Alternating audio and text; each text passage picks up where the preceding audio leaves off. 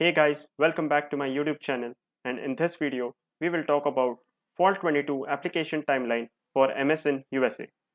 So without further ado, let's get started. Before we get into the actual timeline, let's go through some general tips which will be helpful for you. Firstly, the entire process will take at least 12 months. So it's a long journey and you should be very patient throughout the journey. Next is start early. It is definitely very beneficial to start as early as possible. So if you're in your second or third year of engineering, you can still start right now by preparing for the GRE or shortlisting the target majors and universities which you want to pursue. Next is get done with GRE and TOEFL examinations as early as possible, because this part of the application consumes a significant amount of time and you should try to get done with it as early as possible. Next is decide your target major and university as soon as possible. This is because every university and different majors have their own shortlisting criteria. They require different GRE and TOEFL scores, and they also expect different qualities from the applicants.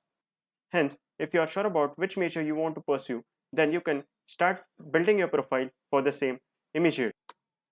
Do relevant courses, projects to gain skills and resume points. This is really helpful to build your profile for your intended major. This will help you to gain the skills and the knowledge, as well as will help you to add some beneficial points to your resume. Also, you can write about these courses or projects in your SOP and state how they developed your interest in that field and why you want to pursue an MS in this field. Next is do a semester-long internship. If you are currently pursuing your bachelor's or your engineering, then it will definitely be very beneficial to pursue a semester-long internship. And the ideal time to do this is during May or June to December, November, December. This internship will again help you to write about meaningful experiences in your SOP, which will definitely give your profile a significant boost. And finally, don't be shy to ask for help. You might be stuck at one or more parts of this application timeline, but you should never be shy to ask for help, because your friends or your seniors have gone through it and they will be definitely be able to guide you. You can also reach out to me if you want any help. So finally, let's move on to the slide we all have been waiting for. That is the actual application timeline. And here we go. So this is a 12-month timeline which will help you to plan your application journey accordingly. So from May to July, you should prepare for the GRE. This is sufficient time for you to get a score of around 320. Mind you, I just prepared for the GRE for 1.5 months and managed to score 323. So definitely you can score a similar score in around 3 months of preparation. Next, in August, you should take the GRE and the TOEFL. The TOEFL is very easy as compared to the GRE, and hence the verbal section which you have prepared for the GRE will definitely help you to take the TOEFL. You don't need any additional prep for the TOEFL, and the preparation that you have done for the GRE will suffice. Once you are done with the exams by August or maximum by mid-September, you should start the university shortlisting. We discussed earlier that you should have an idea of what kind of universities you want to apply to and the intended majors. But now you have your actual scores, so you can do a more focused university shortlisting depending upon your scores. So in the month of September, shortlist the universities and the actual programs you want to apply to. Then in October, you can start working on your LORs and SOPs.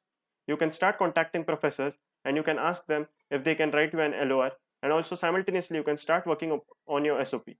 The SOP is a long process and it is definitely important to spend a significant time working on your SOP. You can show the drafts of your SOPs to your friends or your seniors, or you can also go for a counseling if that is what you need. Next is the application season, which starts typically from November to January. Some universities have their application deadlines as early as November. I remember that for University of Pennsylvania, the priority deadline was November 14th and the regular deadline was December 14th. So you should keep a track of the deadlines for the programs you wish to apply to.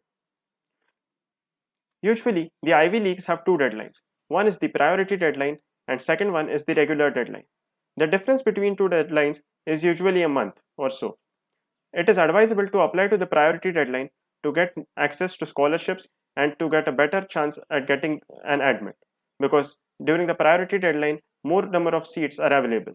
Hence, you should plan your applications accordingly, and that is why you should start as early as possible.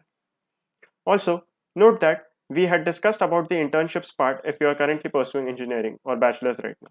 So, why is it important to pursue to do an internship from May to December? Is that by October you might have already completed 4 to 5 months of your internship, and you might have worked on multiple projects, or you might have done significant amount of work in a single project.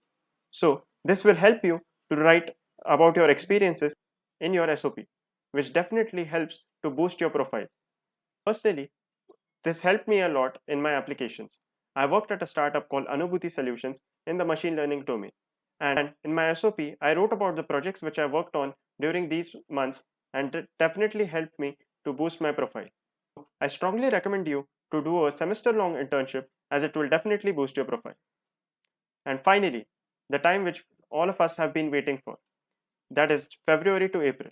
Universities start rolling out their admits somewhere around February, and it may go on till as long as April. This is a period of high anxiety, and you're expecting or anticipating admits from your dream universities. But this is definitely worth the wait. If I were to relive this period, I would do so in a heartbeat. And finally, after you've been through these 12 months, hurrah, you've completed the journey. Now you can start the further application procedures, such as getting the I-20, getting an appointment for the visa, and the other documents. The journey is long, but it is definitely worth it. I am sure that you will enjoy this process as much as I did. Thank you for watching this video. Please hit the like button if you found this video to be helpful, and please subscribe to my channel if you haven't done already. Also, share this video with your friends who are planning to apply for Fall 22. And feel free to comment down below if you have any other video suggestions. Thank you again, and good luck.